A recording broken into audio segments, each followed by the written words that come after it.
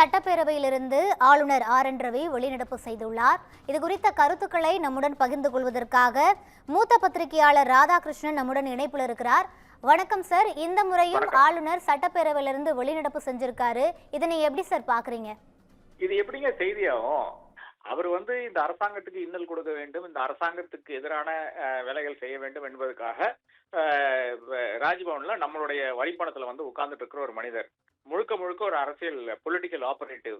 அவர் எல்லா வருடமும் செய்கின்ற ஒரு நிகழ்வை மறுபடியும் நிகழ்த்தியிருக்கிறாரே தவிர இதுல வேற ஒன்றும் கிடையாது. அதுக்கு சாக்குகள் காரணங்கள் என்ன வேணாலும் கூறினால் கூட இந்த மாதிரியான ஒரு அரசு பணியில் இருந்த ஒரு அதிகாரி, இந்த அதிகாரி ஒரு ஆளுநருக்கு இருக்கின்ற ஒரு மரியாதை இல்லாத ஒரு இடத்துக்கு ஆளுநருடைய பதவியை தள்ளுறதுக்கு முழுக்க முழுக்க காரணமா இருக்கின்றவர் இன்னைக்கு ஆர்.என். ரவி என்ற பீகார்காரர் என்று சொல்ல வேண்டியதா இருக்கிறது. சார், அதே போல ஆளுநர் ஒரு அறிக்கையுமே வெளியிட்டிருக்காரு. திமுக அரசை நிறைய விதங்கள்ல சாடி ஒரு அறிக்கை வெளியிட்டிருக்காரு. ஒரு பக்கம் சட்டம் ஒழுங்கு சீர்குலைஞ்சிருக்கு அப்படின்னு சொல்லி அதிமுகவுமே வெளிநடப்பு செஞ்சிருக்காங்க. இதை நீங்க எப்படி சார் பாக்குறீங்க?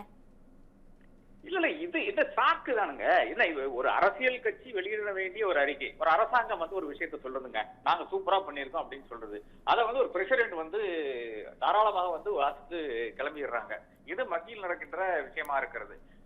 இந்த நாட்டுல 30 மாநிலங்கள் இருக்கிறது. இந்த 30 மாநிலங்கள் எதிர்கட்சி மாநிலங்களை தவிர பாக்கி ஒரு மாநிலத்திலையும் ஒரு கவர்னரும் ஒரு அசம்பிளிலையும் பிரச்சனை பண்ணதே கிடையாது. அவர்கள் என்ன கொடுக்கறாங்களோ அதை அப்படியே வாசித்து விட்டுட்டு அப்படியே கிளம்புவாங்க.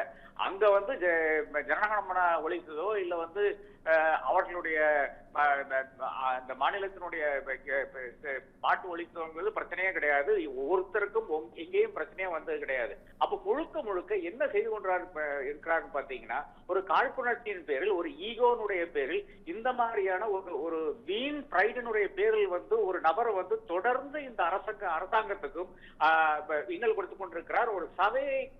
ஒரு சபையினுடைய அந்த மானியத்தை மாண்பை அவர் கீழே கொண்டு வருகிறார். தன்னுடைய சீட்டை அதாவது கவர்னர் என்ற பதவிக்கு முழுக்க முழுக்க களங்கமாக இருக்கின்ற ஒரு மனிதராகத்தான் இன்னைக்கு ஆர்.என். ரவி இருக்கிறார். இதுவரை பெரிய ஒரு வெட்கக்கேடே கிடையாது. இப்படி ஒரு கேவலமான ஒரு கவர்னரை இந்தியாவில் எங்கேயுமே பார்க்க முடியாது.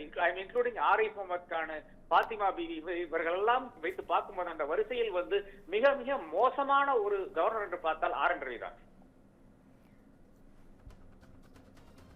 நன்றி சார். இணைப்பில் உங்களது கருத்துக்களை பகிர்ந்தமைக்கு நன்றி.